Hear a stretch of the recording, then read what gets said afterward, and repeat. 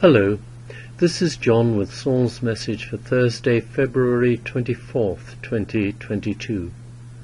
Today he is talking about our emotions and about the aspect of the illusion that we experience as time. Disregard fear and move forwards, lovewards. I would remind you yet again there is only one. One is Source, the infinitely vast field of aware, loving, wise and intelligent consciousness in which every life is eternally present from the moment of its creation. There is nowhere else, and there is no need for anywhere else. A life in form was a choice to experience separation from that state, in an attempt to demonstrate a lack of need for a source from which those lives arose. It has failed dismally, and in that process enormous pain and suffering has been imposed on numerous billions of sentient life forms. The time for this nightmare of an illusion has ended, because it has clearly proved to be opposed to love, life, and sentient life forms are now awakening into awareness of their true nature, love. The state of separation, were it possible, and it is not, would utterly estrange any sentient life beings choosing that state from life, from love, and would permanently terminate the being's existence. That is what the nightmare that is the illusion, and which is utterly unreal, has so clearly demonstrated. Thus the time for your awakening from this seemingly interminable state of unreality has arrived, and humanity is awakening. Do not doubt this. You can see signs of it all over the world as more and more people choose to engage with love instead of with fear. Love dissolves fear, but first a choice must be made to disregard fear and move forwards, lovewards, following your intuition, your deep spiritual knowing, in spite of your ego's often strenuous attempts to lead you astray by encouraging you to trust its insane agenda and engage with copious, fearful, and extremely unlikely what-if scenarios. You are all divine beings of limitless power, but when you chose to experience an unreal state of separation, you either very effectively closed yourselves off from your power, or you gave it away, willingly or unwillingly, to authority figures. Now you are rightly reclaiming that power, your radiant, divinely created individual sovereignty. You are all sovereign beings who have temporarily forgotten who you are, and who have invested very heavily in the belief that one life in form is the only life you will ever experience, and afterwards, nothing.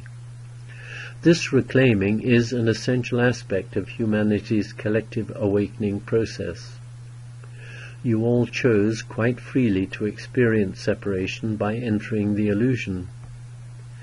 It has now fully served its purpose, proving to you that separation is not a state with which you wish to engage, let alone remain confined within.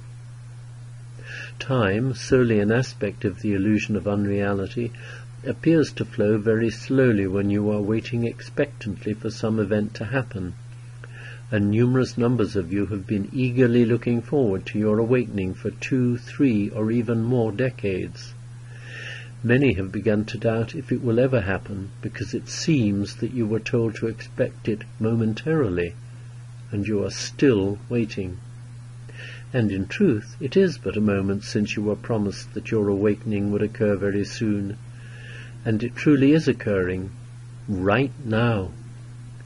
Let go of your belief in or grasping onto time and onto the experience of it that seems interminable, thus allowing yourselves to experience its apparent reality, even though it is unreal.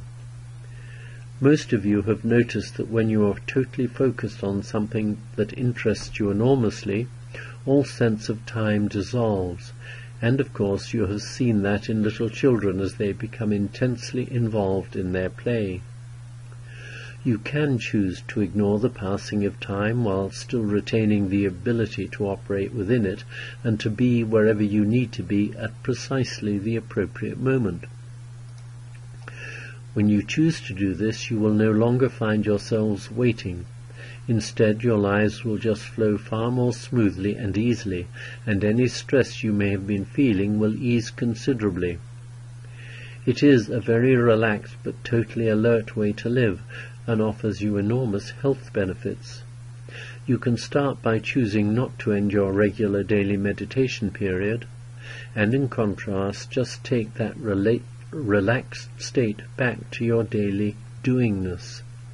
You may very well be amazed at the peace that brings you. Being at peace reduces your stress, and reducing your stress calms your emotions so that any negative feelings, such as fear, anger, impatience, repugnance, etc., do not take over your personality and lead you into words or actions that you will later come to regret. Being at peace, you disregard fear and move forwards, lovewards, and can recognize emotions for what they are, temporary passing states like the weather, and choose whether or not you wish to engage with them. If you are not at peace with yourselves, emotions can easily take control of you, sometimes for quite extended periods of time. In fact, many people totally identify with their emotions or feelings, being unable to appreciate that they and their emotions or feelings are not the same. They own them and defend them as though they were themselves, and in that state they are not free, although they often think they are. Consequently, that belief can result in further undesirable emotional upheavals. However, at a deep inner level, people do differentiate between themselves, who they are, and their emotions or feelings. There is a true knowing of this deep within yourselves, which can be accessed in meditative states. That is one of many reasons why time spent in the practice of meditation is such a sound personal investment in oneself.